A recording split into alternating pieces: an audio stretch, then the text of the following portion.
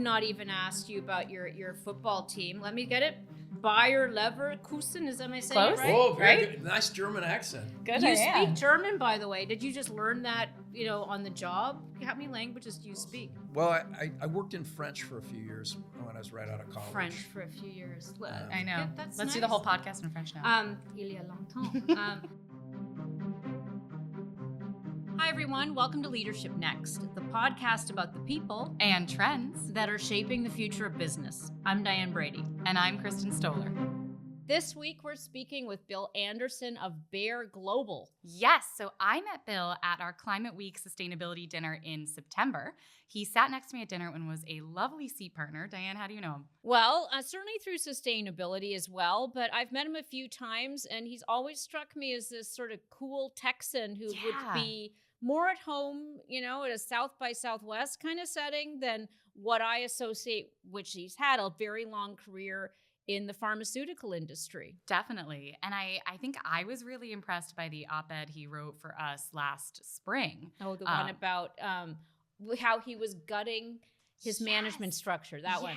Yeah, it was so refreshingly honest and interesting. And he was saying that there'd been so much bureaucracy in Bayer. And he said, our internal rules for employees span 1,362 pages, which the Fortune handbook, I don't know if it's that much, but probably. It is a 160-year-old company, so I guess those rules pile up. And to be fair, it's the kind of thing a CEO would say when they're about to basically go on a mission to gut the management structure. And that's what he did. So, exactly what he did. Yeah. No, I think he's interesting. And one of the things, he's a serial CEO, I guess you could say. He was CEO of Genentech. He was head of Roche. And he came into Bayer at an interesting time because it had acquired Monsanto. And with that, I think inherited a mountain of pain because of the weed killer, Roundup, which has been allegedly linked to cancer. There's been a lot of litigation around that. So we'll definitely talk about that. Yeah, and he's pretty steadfast in the fact that it allegedly does not cause cancer. And they in the company have a whole page on their website dedicated to it. So I wonder if, even though he wasn't CEO at the time, does he regret this? Is he, he did inherit a lot of problems. You're right. Well, he inherited a lot of products too. And so I think this is almost par for the course for a lot of these big pharma companies. And I think what's also interesting to me about Bayer, frankly, is its history.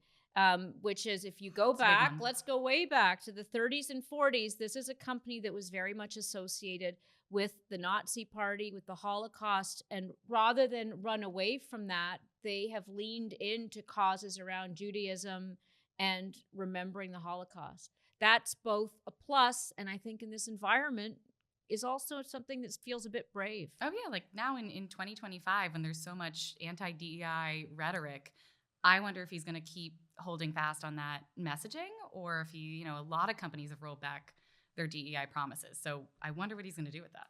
And of course, where do they grow from here? So that is the question of the hour. We've got lots to talk about. And when we come back, we will have Bill live in the studio.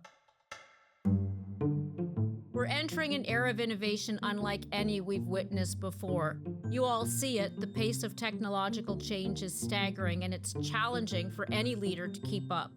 We spoke with Jason Gerzadis, the CEO of Deloitte US, which is the longtime sponsor of this podcast. Here's his advice for leaders on how to navigate this new world.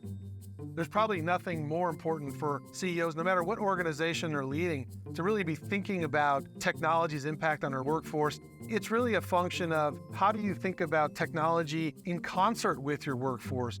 We at Deloitte talk about it as the age of with, the age of technology with your workforce, and really embracing this idea of the codependency of technology and workforce.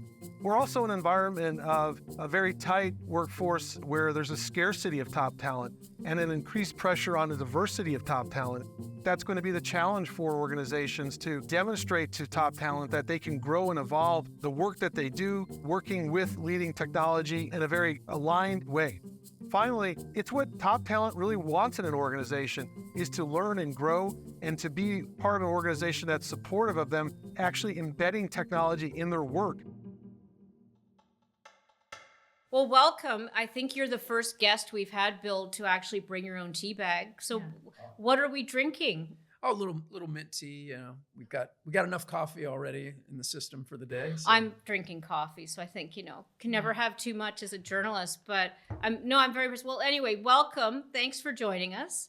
And where I wanted to start actually was when you did this op-ed recently, where you talked about getting rid of all these layers at Bayer, or Bayer, as I guess the Germans and the Scots pronounce it. How's that gone? Tell us a bit about that. It's been an incredible journey. We started out with I guess I would say, kind of a two-part vision. Part one is we want the company to just revolve around customers, around products, to be much faster, more dynamic. Of course, we want those things. Everybody wants that, right? But we said, how can you actually do it? And so that's the second part. We said, we have to have a system where the people doing the work can make 95% of the decisions. That's the key to sort of unlocking the power of the organization. And I have to say, we hit the start button about 18 months ago, and it's been a race. Well, tell us what it was like, because it sounds to me like the corporate equivalent of founder mode. Where you came in and you're like, I want all these you're getting rid of middle management. What was it like when you first came in? Because you were talking about the book, for example. Yeah, your op-ed said that there's this handbook with 1,300 pages or something like that. Do you still have that? Did you get rid of it? And did you face resistance too? Were employees really angry you were making these changes? I think if I had arrived 10 years earlier, I don't know that we could have made these changes.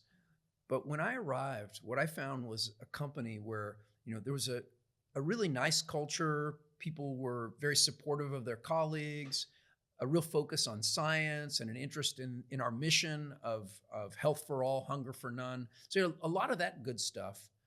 But really, people were burdened down by the rules, by the layers. What's the stupidest rule you saw in the book? Any? Oh, I don't even know where I would start. This is the thing. Oftentimes people think the problem with a rule is that it's stupid. Generally, the problem with a rule is that it exists. Right. Do you know? Because the idea is sort of like, oh, well, we had this lesson yesterday and we made a mistake. So let's make a rule so that never happens again. Okay? Like Sarbanes-Oxley or something, right? Yeah. It brings joy to the heart of every CFO and CEO. We're really good at solving yesterday's problems, but we're not very good at solving tomorrow's problems. And so we make rules. And then, of course, we make so many rules that nobody can even keep track of them, like our laws. And so it's really getting rid of the rules, redesigning the organization around the customer, get rid of the org chart, get rid of things like annual plans. I mean, get rid of annual plans? Oh, yeah. What about performance reviews, asking for a friend? So performance Kristin reviews. reports to me, by the way. Yeah, so performance reviews, we're moving to peer assessment. Okay? Not because think of it this way. You can fool your boss, but you can't fool your peers. Do you believe that? I beg to differ on that. But no, I hear you. I know there's so much to talk about that I don't want to get too in the weeds on this, but I do think it's fascinating and universal that you come in, you've been a CEO, you were CEO at Genentech, you were at Roche, you came into Bayer. I'd love to know a little bit, like, what did you do that made this effective? Because it's very disruptive in general, but the way you did a complete overhaul in an industry, by the way, that is known for its rules for good reason. I can't think of a more regulated industry than the two that you're in, ag tech, of course, and pharma. So, how did you do it? What do you think was most effective? It helped that, at least in my case, I've been doing this work for about 7 years before I arrived at Bayer. So you have to go back to, let's say, almost 10 years ago. I had been at that point working as a manager in large companies, but also in some small companies. I worked in a 30-person organization. I worked in a 700-person organization. And what I found was the bigger the organization, the more it prevented people from just doing what they needed to do. Yeah. And after 20 years of my career, I sort of said, hey, I'm not going to do this anymore. I'm either going to find a very different way to organize, or I'm done. I can't live with myself just turning the corporate crank one more year. And when I looked, I found there was a handful of companies in the world, big companies, that were doing things very differently and getting really different results. So that was the origin.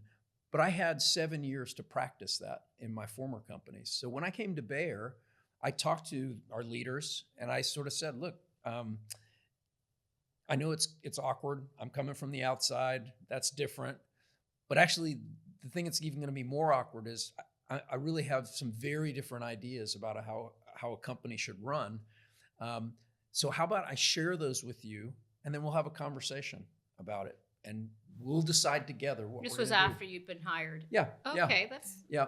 Was And there a yeah. lot of, because I find that people, there's a lot of inertia when you come into a company and you're new to a company. People don't want to try new things. Did you face a lot of that? And what did you say to convince people, like, take a chance on this? Yeah.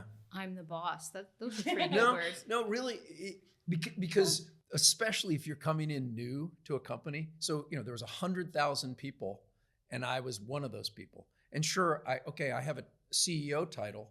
You're still one person out of 100,000. Yeah, There's but no way it's like you can- Animal Farm. Some are more equal than others, right? Yeah. So yeah. there's that. No, but really, you can only do so It's much. true. You know what reminds me of, and I want to talk a bit more about your background, but I'm thinking of Rene Obermann used to be the CEO of Deutsche Telekom, and I remember he left as CEO around the same time that Jack Ma left Alibaba, and Jack Ma said he was too old for the job. Rene Obermann said he was too young to be stuck in such a massive company. He wanted to go to a startup. So it's feeling a little bit, since you've been at small companies, now a massive company, were you trying to create a startup culture? Because that's what he felt he missed. And I think he's actually ended up back in corporate. So the story doesn't necessarily have the same ending you'd think. But. Well, I want to create not a startup culture, because culture is like, how people feel, how people treat one another. The challenge with big companies, it's not so much a culture problem as it is a problem of mechanics. I mean, for example, if you have 10 layers, you can say, oh, hey, we're going to make the culture more vibrant, more dynamic, okay, still got 10 layers. Still means that if there's a decision. Joe in purchasing's not quite as culturally astute as the bosses, right? Yeah.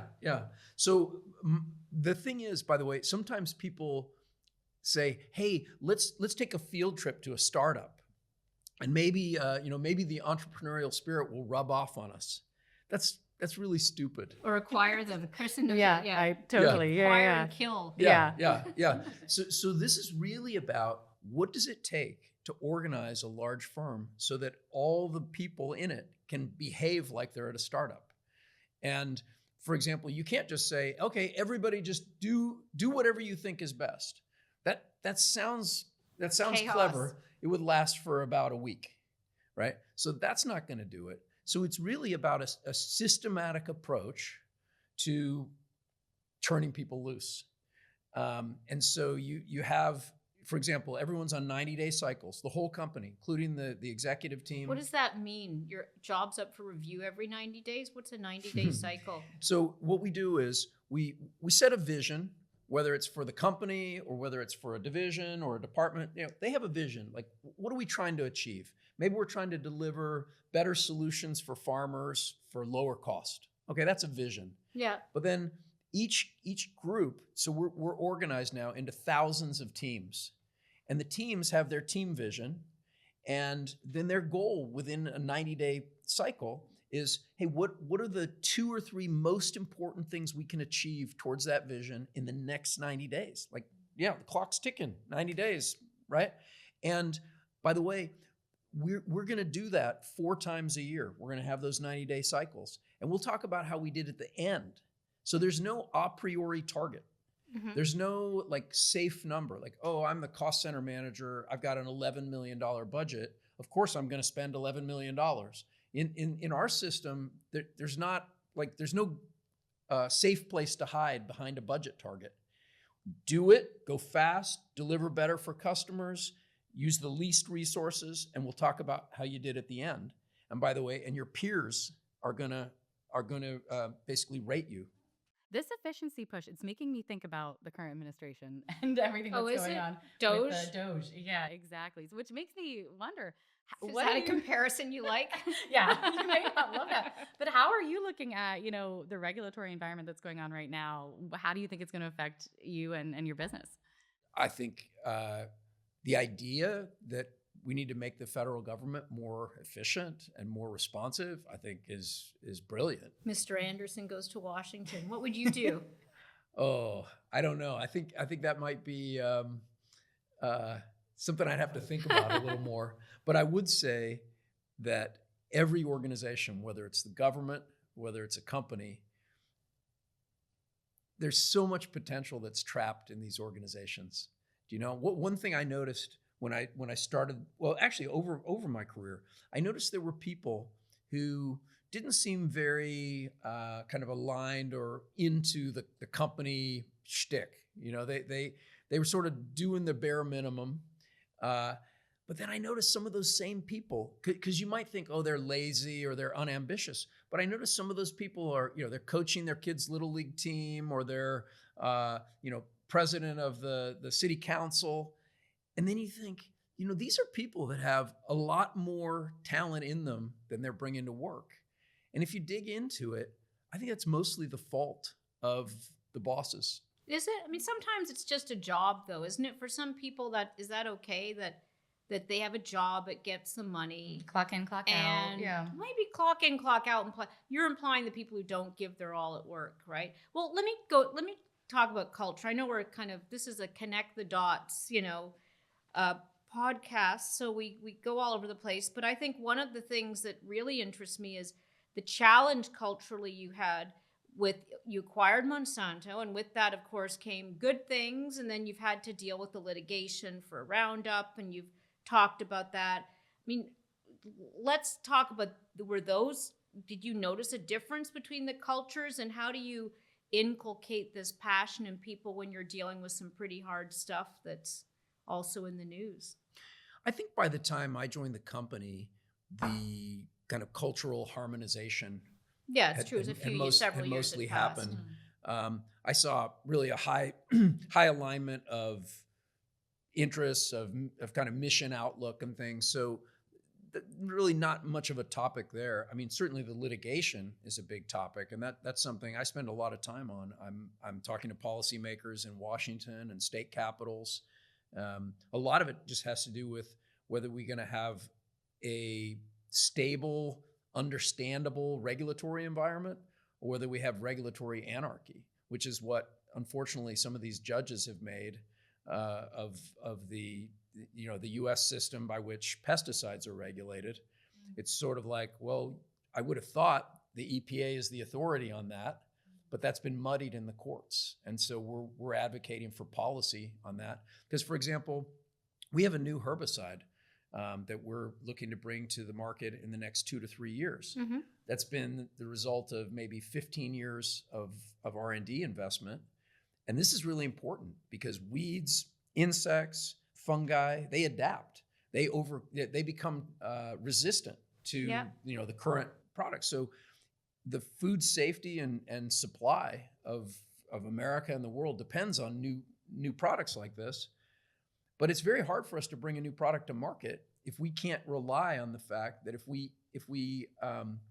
we develop it according to the EPA standards and it's approved by the EPA, that we can still get sued by people claiming something that, frankly, is not supported by science. Yeah, the torts. Well, to Kristin's point, though, look at the current environment in Washington would seem like the EPA itself is even in doubt, right? You've had the Supreme Court had the Chevron deference, that's been struck down. So if anything, you must be bracing for more court cases now because there's not this assumption that the EPA's ruling is the default best practice. So how is that impacting your day job? Well, again, that's why the way our system works, right, is that the job of Congress is to make laws, and the executive branch to enforce them, and the courts to follow those laws.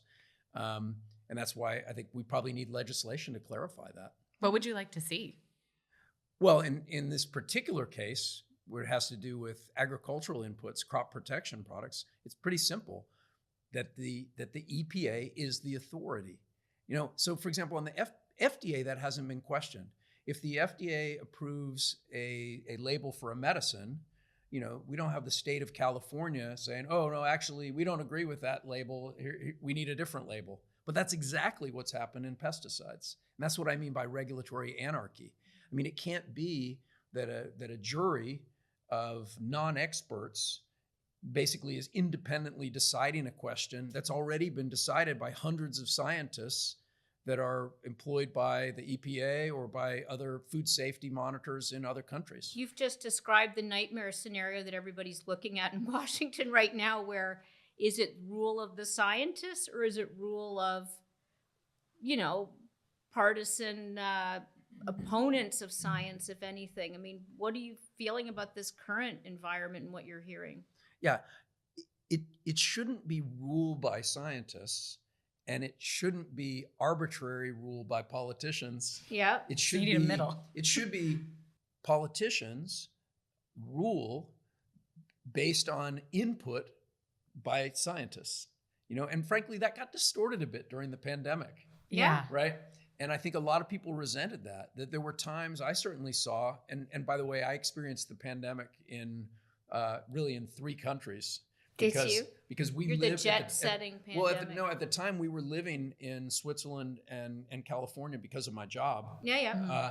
And my daughter was in Singapore, so we were constantly in tune. And by the way, I had a son in Texas. I hope that was your adult daughter in Yes, Singapore. yes, okay, yeah, good. Didn't want to drop a and toddler off in Singapore. Yeah, and I had an adult son. We had an adult son in Dallas. So we were basically seeing, hey, the pandemic through the lens of Switzerland, Singapore, Texas, and California. And these were 4 places that handled it very differently, but everybody claimed science.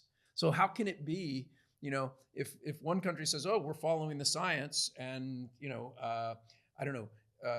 children shouldn't go to school, and another country says, oh, we're following the science, children should go to school. Which lens would you pick of those 4, since you managed to look through all 4 of them? And I was in Brooklyn. That's all I had. We just stayed home. Knocking pots at 7 o'clock. Thanks, healthcare workers. I hesitate to say it because I know it's a very volatile subject, but I have to say. You're among friends. Let me give you 2 examples. In California, public schools were shut for a long, long time. In Texas, those kids were back in school fast. And we're seeing the impact now. Yeah. And so I'm sorry. I see it with my kids. But the poor families, they suffered disproportionately because, wealthier families could pay for tutors. Wealthier families, maybe they had a stay-at-home parent who could help, right? But the poorer families, they're working. They couldn't afford tutors. Their kids are sitting at home in front of a screen, and they didn't learn. Yeah. And so I don't think it's right for society to neglect the weakest. And so poor kids suffered disproportionately, and I don't think that's right. And so I don't think, for example, a progressive state to say, hey, we're for, well, if you're really for those kids, then why are they sitting at home and not in school? Yeah. You are from Texas. We should point out. I was going to call you a Dow chemical baby. That gives the wrong impression. Your dad was a chemist, was he not? That's true. At Dow, and you started out as a chemical engineer. So how did you get from that to being in the boss seat now? I mean, can you? I not take us through your career, but what is it you wanted to be and do? What intrigued you about chemical engineering? I think I've always been really curious about how things work. Mm-hmm. And it's funny because my dad was a chemist, as you said. When we went on vacation, family vacations, he knew people who worked for a lot of other companies because he would go to these chemist conventions and things, right? Mm-hmm. And so when we were on the road, we would load up the station wagon and drive across America every summer. We would stop in towns and do factory tours, plant tours, and seeing how sugar was produced from sugar beets, or seeing how you take, I don't know, sawdust and produce methyl cellulose, or, all these different things. And I was just fascinated by the machinery, the equipment. And so actually, I would say my fascination with leadership and how large organizations can be more effective, it really traces back to that. It's about how things work or don't work. What was the biggest lesson you learned from that time, and how do you use that in your leadership today? I think probably the biggest lesson was this idea of owning the business. And what do I mean by that? When I was a little kid, I wanted to work at the movie theater because that was one of the jobs in my little town that underage kids could get a job, like taking tickets at the movie theater. Yeah. And I think you got paid like 50 cents an hour. Something You're like not that. that old. 50 cents an hour? Yeah, That sounds like something my grandparents This is in the would mid 70s. Really? Ooh. Yeah, but remember, this was the Like job. Okay, minimum wage Oh, has I'm come a long sorry. way. This is when you were 6 working Yeah. at the movie theater. Yeah, or like 10. Yeah. 10. It is Yeah. Not Texas. 17. Okay. Yeah. Okay, so you're a Yeah. 10-year-old making 50 cents. Yeah. Well, my dad was like, no, why would you do that? Why would you work for 50 cents an hour?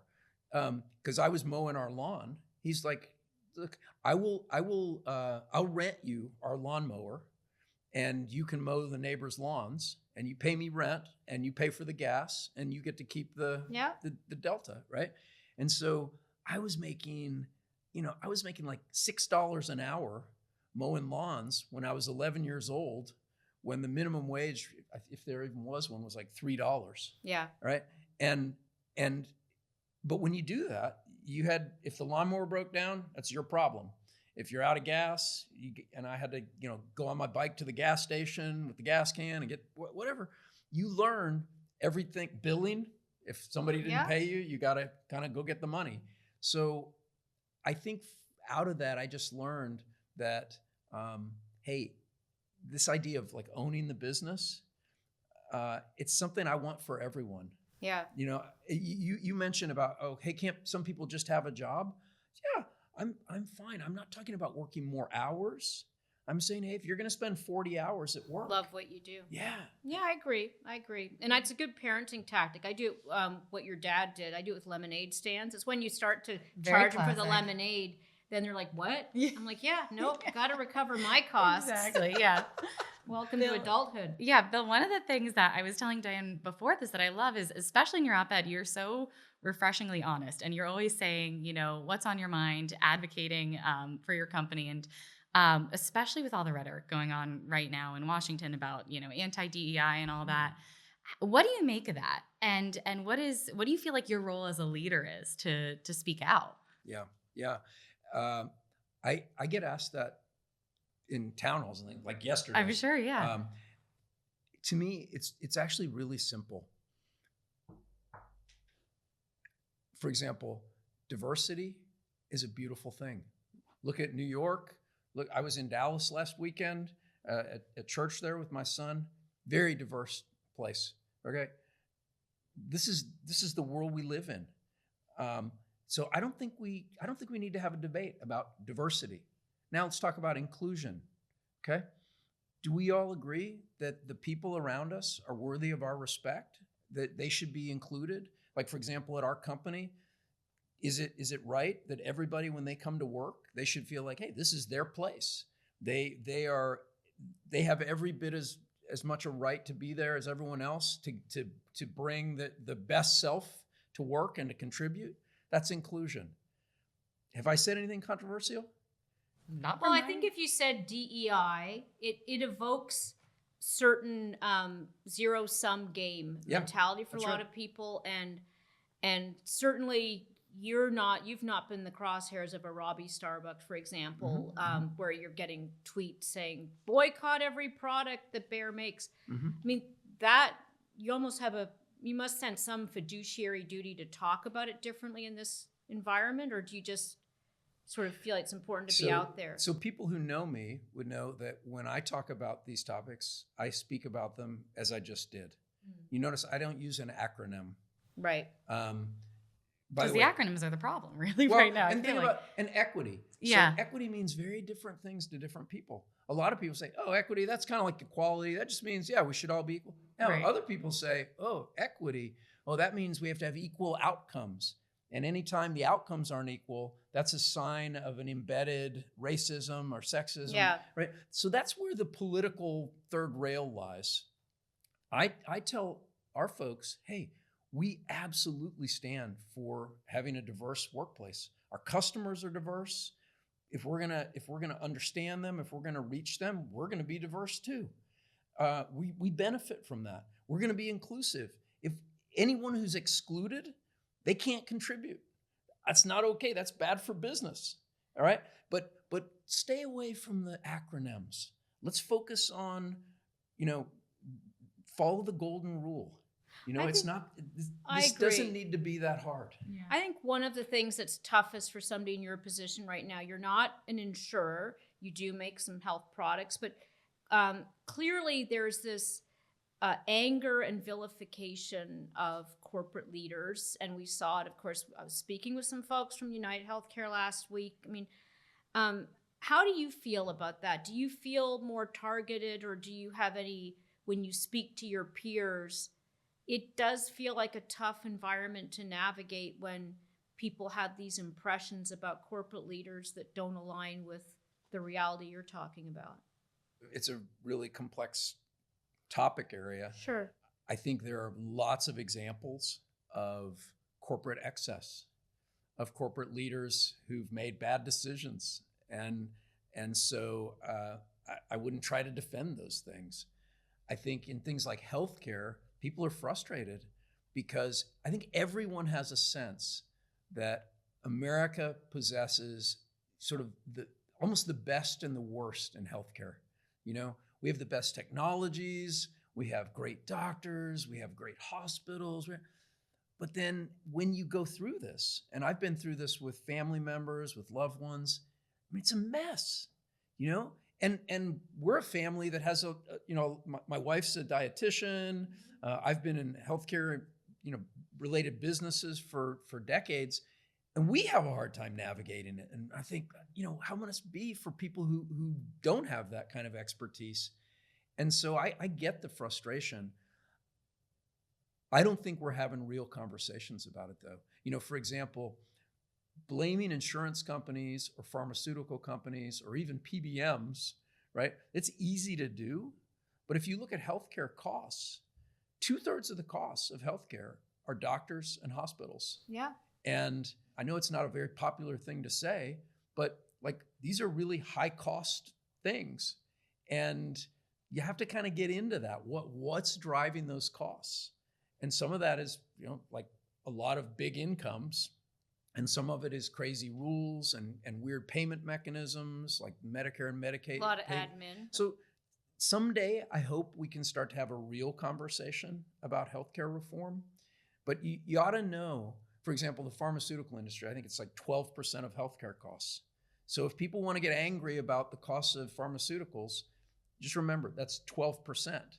If it feels like more than 12%, it's because the system is making you pay more, See, I picked up a prescription yesterday from Duane Reade, and the prices were insane. And Diane, you were facing this big hospital bill in the past year, which is crazy. So I'm just curious for my son. Thank you, son, for breaking your ankle. Exactly. I But digress.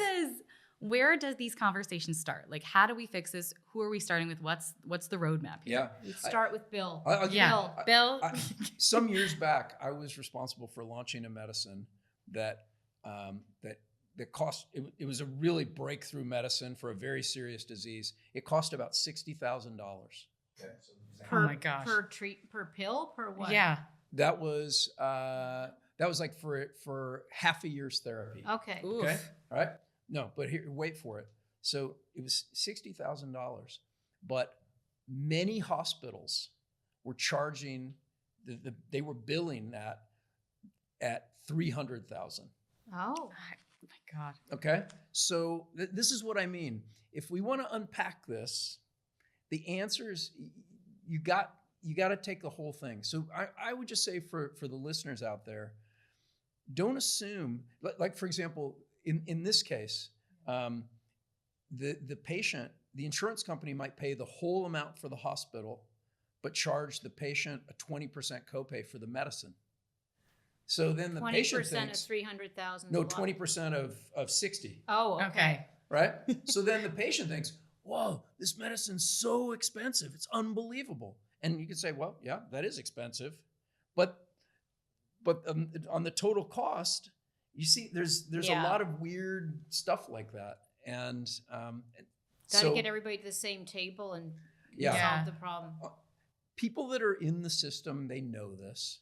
You know, the things I'm saying that wouldn't surprise anybody who is a hospital administrator, a doctor, a pharmaceutical company leader.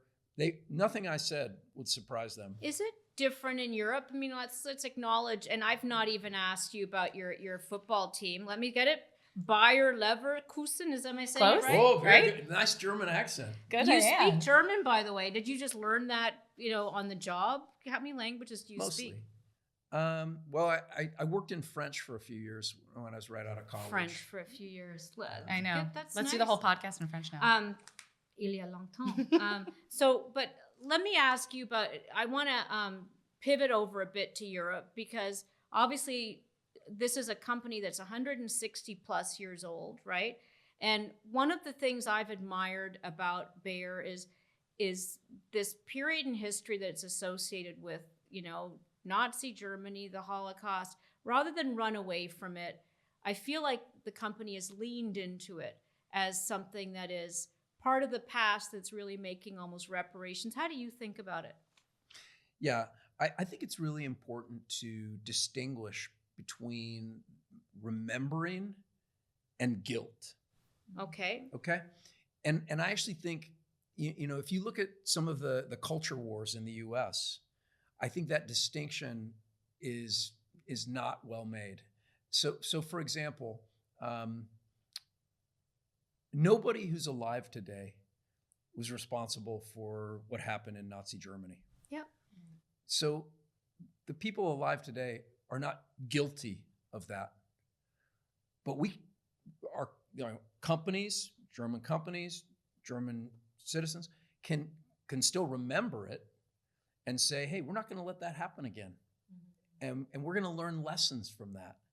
And I think the same could be said of slavery or the many forms of discrimination in the past. Too often it's about, we're going to try to put some guilt on somebody. We're going to get something out of somebody. And I think we need to learn to say, no, this isn't about guilt. This is about, hey, we got to learn from our past mistakes, and we got to try to do better in the future. And so that's kind of my approach to it. Do you feel now this responsibility in the face of, deportations here and other things that people may, liken back to past events? Do you feel a responsibility to speak up because of it? Including anti-Semitism being on the rise. Well, for sure. And we do. In terms of, there's no place for anti-Semitism. We have two millennia at least of that's well documented. And that's not some place that, whether we're in America or in Germany or anywhere else, that we want to go. But I think the broader topic is we need to get out of this blame game. I think part of the reason you see so much strife in the world today within our societies, within America, within the German society, is sort of this idea that the people who believe what I believe are good, and the people who believe something else are bad. The truth is that, we're each good and bad. I mean, every day I do good things and I have some bad thoughts, things that I'm not proud of. And so we got to get used to the idea that just because someone has a different idea or a different solution doesn't mean they're bad. It means maybe they're right and I could learn from them, or maybe they're wrong and I need to convince them, but it's not like we're on different moral planes. Yeah, I think that's very powerful. Let's talk about your products. Now that we've taken you on this global journey, I I think, first of all, AI is fascinating right now with regard to drug discovery and what's happening internally at companies. So there's that part, but also just raw scientific innovation. What's on your radar you'd put on ours? You mentioned the herbicide that you're trying to get through. What else is exciting to you in terms of what you're creating and also how you create it? Wow. We've got some amazing stuff that I can totally geek out on. In fact, just coming here today, I was in Midtown and we were driving down along the east side, and we drove by a building that houses one of our subsidiaries called Blue Rock, and they're right in Manhattan. They're making they're taking stem cells and programming them to be different types of cells, like cardiac cells, neuronal cells. And if that sounds like, oh, that's cool science, but why should I care? You should care because we're actually commencing a phase 3 study this year of the cell therapy for Parkinson's disease. Wow. And we have these cells now for more than 2 years in all of the phase 1 volunteers. And the cells are alive, they're producing dopamine, and the early signs are very encouraging in terms of the clinical effect. It's a very small group, but we looked at this, we consulted with the FDA, and we said, hey, we got to take this straight to phase 3.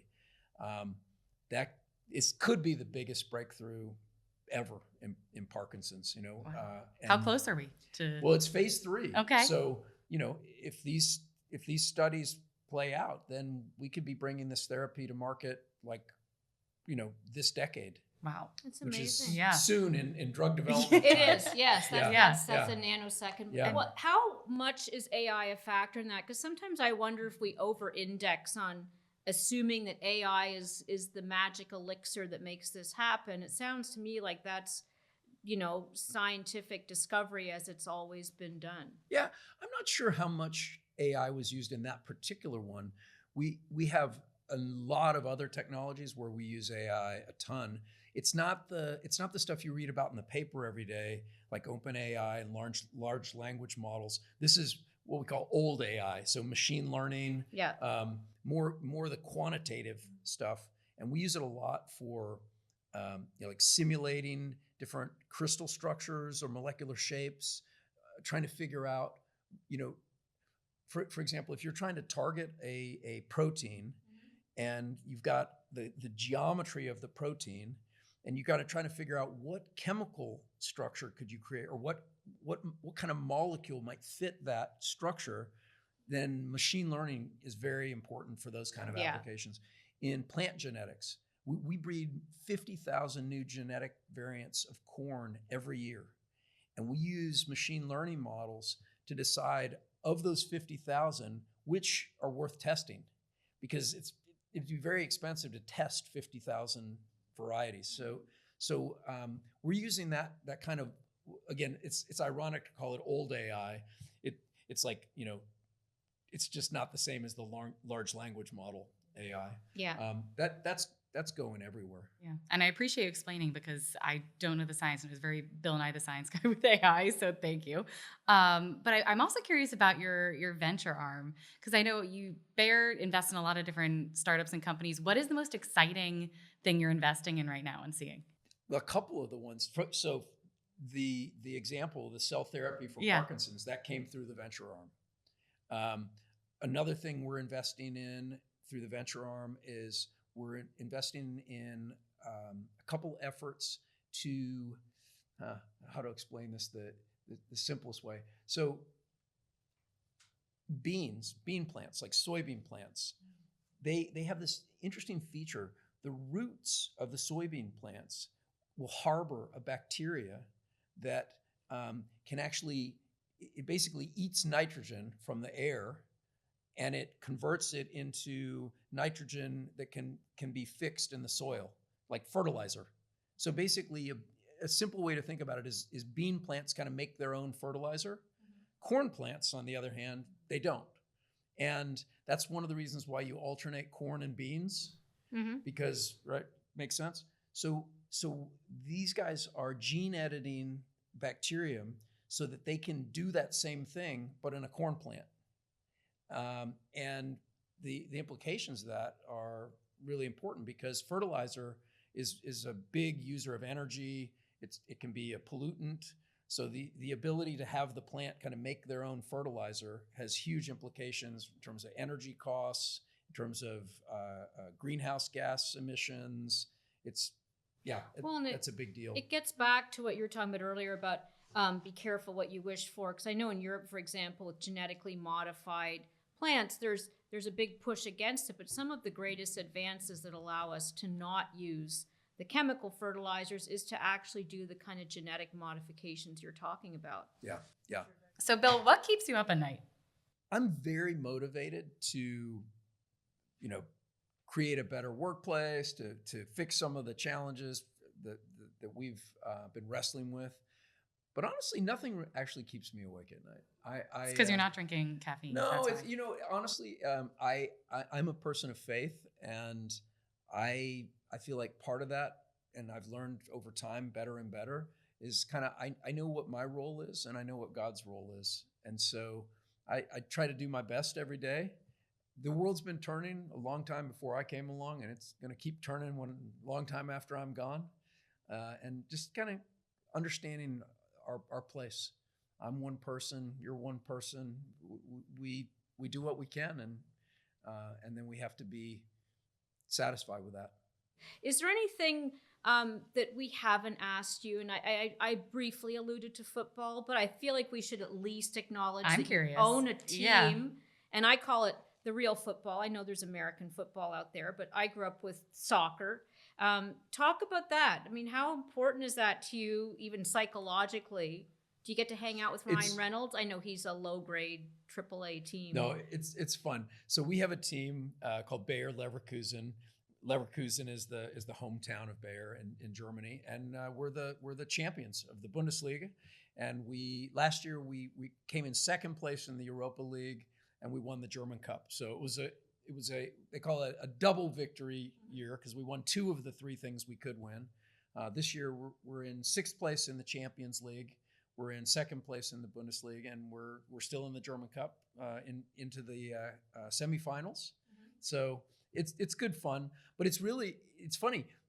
How did Bayer end up owning a soccer club? And it's basically it was the employee club back in the day before professional sports, and we had so many employees that were really good soccer players that when the Pro League formed, kind of like our all-stars became one of the teams in the Pro League, and we've owned it to this day. So it's a fun part. I think there's a lot of people in the company that are proud of it, and I enjoy going to the games on a Saturday. Yeah, very cool. It's fun. Yeah. Well, thank you for joining us, Bill. I've enjoyed the conversation. Anything else in terms of what's around the corner that's exciting to you? Well, I think one thing that is pretty exciting is we are working on a medicine for menopause. Well, thank you for that. I appreciate it. We've been in women's health for many, many years, a leading company there. And so we've actually filed for registration for this year. And we're looking forward to. There's a lot of drugs for menopause. Can I point that out? So what makes yours different? Well, so the main way that menopausal symptoms are treated is with hormone therapy. Most women won't go on hormonal therapy because of concerns they have. Yeah. And so this is basically a hormone-free approach. And so that's what we hope to bring that to. Which do we get first, Parkinson's or menopause? The race is on. Bill, I'm going to end on one icebreaker for you. I know we've broken the ice a lot, but if in 50 years there was one scientific breakthrough that happened that you really are pushing for, what would you want that to be? Oh, I have to say personally, I would love to see some breakthroughs in the neuropsych field, like schizophrenia, for example. Unfortunately, we haven't had a lot of advances in a couple of decades, and just the human toll is so great, and I would really wish for that. Yeah, the brain really is the final frontier, isn't it? Yeah. We've made some excellent progress on diseases like multiple sclerosis, spinal muscular atrophy. Hopefully, we will in Parkinson's very soon. But there are other diseases like Huntington's, Lou Gehrig's disease, but then in neuropsychiatry, a lot of real need there. So that's where my some of my hopes are. Fingers Great. crossed. Your Yeah. dream. Thanks, Bill. Thank you, Bill. Thank you all. Great to be here. Great. Thank you.